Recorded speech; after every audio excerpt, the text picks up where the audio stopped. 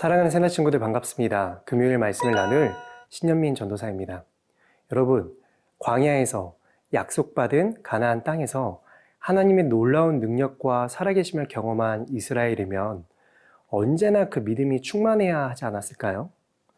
그런데도 왜 이스라엘은 하나님을 믿다가 넘어지고 가까이 하다 멀어지는 모습을 반복해서 보여주는 걸까요?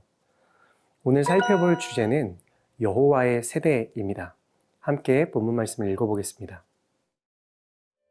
오늘의 말씀은 사사기 2장 1절에서 10절입니다. 여호와의 천사가 길갈에서 복임으로 올라가 말했습니다. 내가 너희를 이집트에서 데려와 내가 너희 조상들에게 약속했던 땅으로 인도했다. 내가 말했다.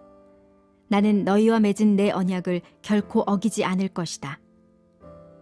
그러니 너희는 이 땅에 살고 있는 사람들과 언약을 맺지 말고 그들의 제단을 부숴야 할 것이다. 그러나 너희는 내 말에 순종하지 않았다. 너희가 어떻게 이럴 수가 있느냐?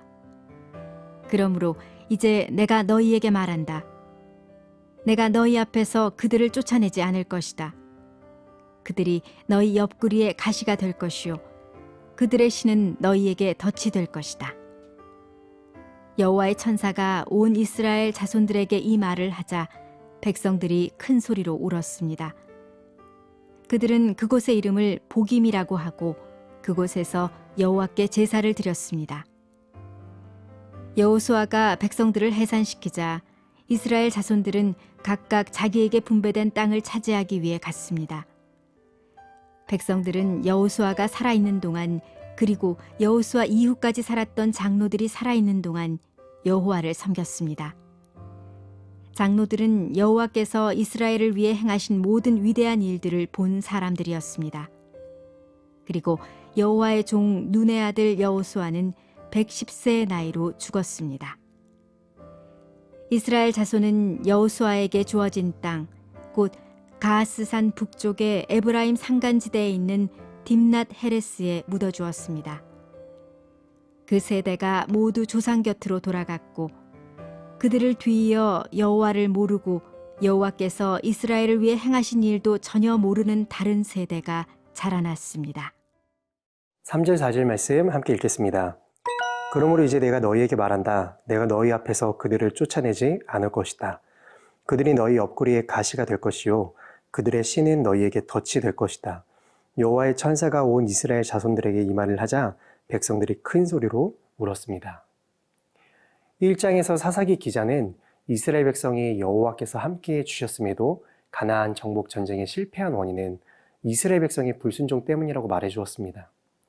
오늘 2장의 이야기는 여호와의 천사를 통해 불순종한 이스라엘 백성에 대한 하나님의 반응으로 시작합니다.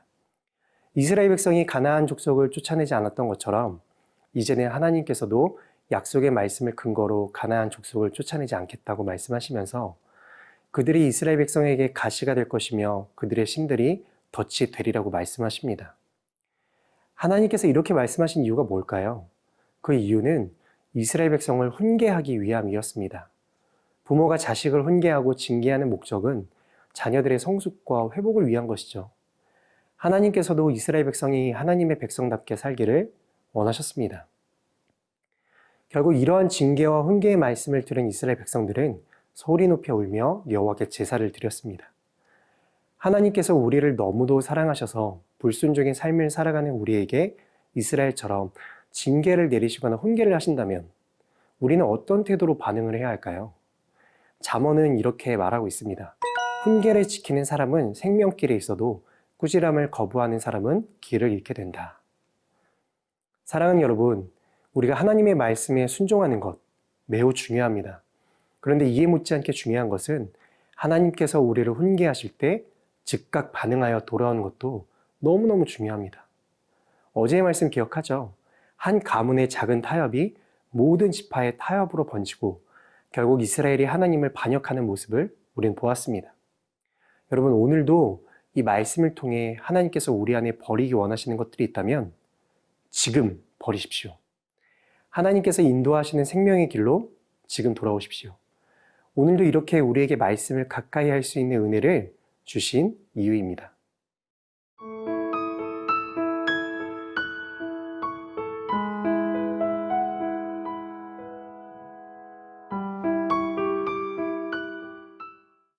8절과 10절 말씀 함께 읽겠습니다.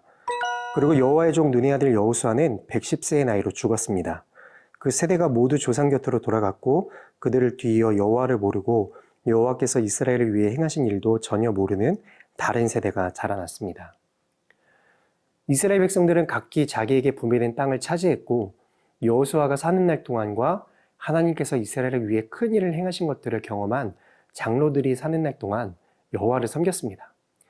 그러나 여호수아가 110세에 죽고 하나님의 크신 일을 경험한 장로들의 세대도 죽은 후 그 일어난 다음 세대는 여호와를 알지 못하며 여호와께서 이스라엘을 위해 하신 일도 알지 못했습니다. 왜 이 다음 세대는 여호와께서 하신 일을 알지 못했을까요? 가르쳐주는 사람이 없으니까, 배우질 못했으니까. 하나님께서 행하신 놀라운 구원의 일들과 하나님을 섬기는 법, 즉 예배드리는 법을 부지런히 배워야 할 이스라엘의 다음 세대가 하나님을 알지 못하고 하나님을 경외하지 않는 이스라엘과는 전혀 다른 세대로 자라나게 되었습니다. 사랑하는 여러분, 믿음은 보고 듣고 배우지 않으면 자라날 수가 없습니다. 하나님의 초자연적인 능력과 역사를 매일 경험했던 이스라엘도 하나님을 모르는 다른 세대가 되었습니다. 우리가 하나님의 온전한 자녀로 살아가기 위해서는, 하나님의 일에 쓰임받는 인생이 되기 위해서는 우리는 하나님께서 행하신 놀라운 일들과 하나님께 영광 돌리는 법을 배워야 합니다. 어떻게 배워야 할까요?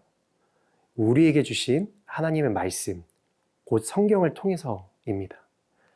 가르쳐주는 사람이 없어서 배우지 못하는 그런 세대가 아니잖아요. 우리는 하나님의 말씀이 넘쳐나는 시대를 살아가고 있잖아요. 그 속에서 우리가 진정으로 하나님의 능력을 경험하고 하나님의 영광을 드러내는 세대가 되기 위해서는 이 말씀이 우리의 삶의 기준이 되어야 합니다. 사랑하는 여러분, 하나님의 말씀을 통해 부흥을 경험하는 세대가 되십시오. 어둠 가득한 세상에 이 말씀을 통해 하나님의 영광을 드러내는 빛의 세대가 되십시오. 새나 친구들 모두가 이 땅에 하나님의 나라를 회복하는 여호와의 세대가 될 수 있기를 주님의 이름으로 축복합니다. 함께 기도하겠습니다. 사랑의 하나님, 오늘도 하나님의 말씀을 들을 수 있는 은혜 주심에 감사합니다. 이 시대를 책임지는 하나님의 세대가 바로 우리가 될 수 있도록 오늘도 우리가 하나님의 말씀을 가까이 하며 그 은혜 가운데 살아가는 하루 될 수 있도록 인도해 주세요. 예수님의 이름으로 기도합니다. 아멘.